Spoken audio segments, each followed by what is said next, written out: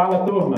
Nesta aula, vou falar para você sobre o curioso caso de dilatação da água. Quem já assistiu o meu vídeo sobre dilatação dos materiais e ainda não dá mole, olha o link aqui em cima, sabem que, como regra geral, as substâncias se expandem, ou se dilatam quando aquecidas. Porém, há sempre as exceções. E, curiosamente, a água não se expande na faixa de temperatura que vai de 0 a 4 graus Celsius. E para ficar ainda mais estranho, a água na fase sólida, também conhecida como gelo, possui uma estrutura cristalina onde as moléculas da água ocupam volumes maiores do que no estado líquido, que torna o gelo menos denso do que a água. Quer entender esse trem de física? É só vir comigo em mais essa aula!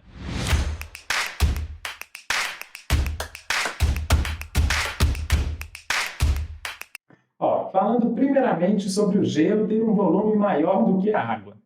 Vamos para um caso prático. Quem aí já ouviu falar, ou pior, já passou por isso em casa? Garrafas de água, refrigerante ou cerveja que explodem quando colocadas dentro do congelador.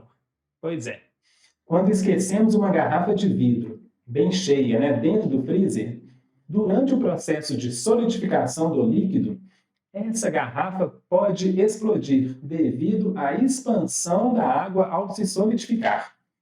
E por que a água é diferentona? Já que a maioria das substâncias diminui de volume ao se solidificar. Esse trem esquisito da água, ele ocorre devido à polarização elétrica criada nas moléculas de água, que formam entre elas as famosas pontes de hidrogênio. Aí, no estado sólido, essas moléculas elas ficam dispostas de maneira que haja grandes espaços vazios na formação do gelo. E as moléculas de água, então, em sua forma cristalina, têm esse arranjo aqui de 6 lados. E como resultado, a água se expande com o congelamento e o gelo é menos denso que a água. Então, essa estrutura cristalina, rígida, que ocupa mais espaço do que as mesmas moléculas ocupavam no estado líquido, que faz com que uma garrafa de vidro bem cheia de refrigerante, por exemplo, pode estourar quando o refri congela, pois o volume do refrigerante irá se expandir, podendo romper o vidro da garrafa. Já no processo inverso de fusão, ou na mudança de estado, na mudança de fase sólida para líquida, também rola uma anomalia com a água. Durante o derretimento de uma pedrinha de gelo, o volume diminui. Então, se a gente der uma olhada no gráfico de volume por temperatura, a gente tem aqui, primeiramente, um maior volume na fase sólida. Mas se a gente der um zoom nessa parte inicial aqui do gráfico, na parte inicial da fase líquida, a gente vai ver que nesse intervalo entre 0 e 4 graus, haverá uma diminuição do volume do líquido, devido à ruptura daqueles cristais nas pontes de hidrogênio, o que provoca uma ocupação dos espaços vazios entre as moléculas. E aí, então, à medida que a temperatura da água aumenta, ela vai continuar a se contrair até atingir a temperatura de 4 graus Celsius. Então, uma determinada quantidade de água tem o seu menor volume, ou a sua maior densidade, a 4 graus Celsius.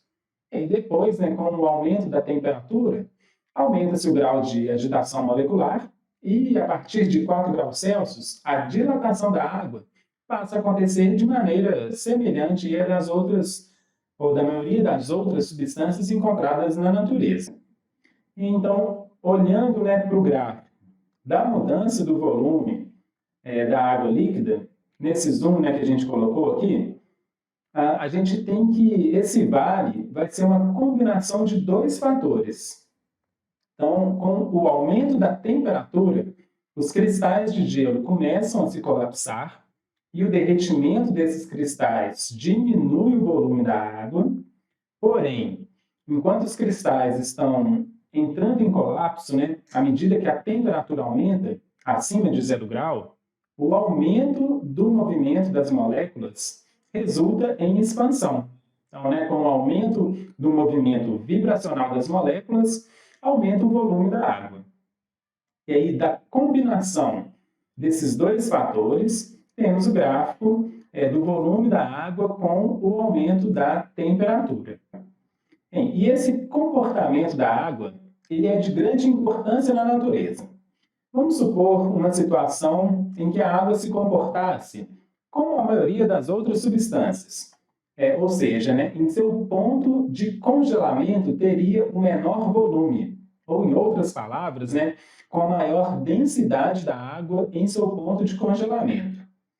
Nessa situação, se pensarmos em lagos e lagoas de regiões muito frias, de inverno rigoroso, a água mais fria, como dito, mais densa, iria se depositar no fundo dos lagos e esse se congelaria de baixo para cima.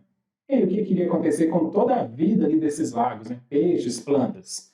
Eles morreriam nos meses de inverno. Mas a física é demais e, felizmente, isso não acontece. A água ela tem, como vimos, a sua maior densidade a 4 graus Celsius, e sendo mais densa, ela fica a essa temperatura no fundo do lago. E essa temperatura ela é acima da temperatura de congelamento. Então, a água no ponto de congelamento, 0 graus, é menos densa e flutua. Logo, o gelo se forma na superfície, enquanto a lagoa permanece líquida abaixo do gelo. Então, nessa aula, a gente viu os dois casos bastante curiosos sobre a dilatação e contração da água. Espero que vocês tenham entendido os motivos dessas estranhezas e a explicação dos fenômenos que eu falei para vocês. Se gostou desse vídeo, manda aí aquela curtida, compartilhe e eu vejo vocês no próximo Trem de Física!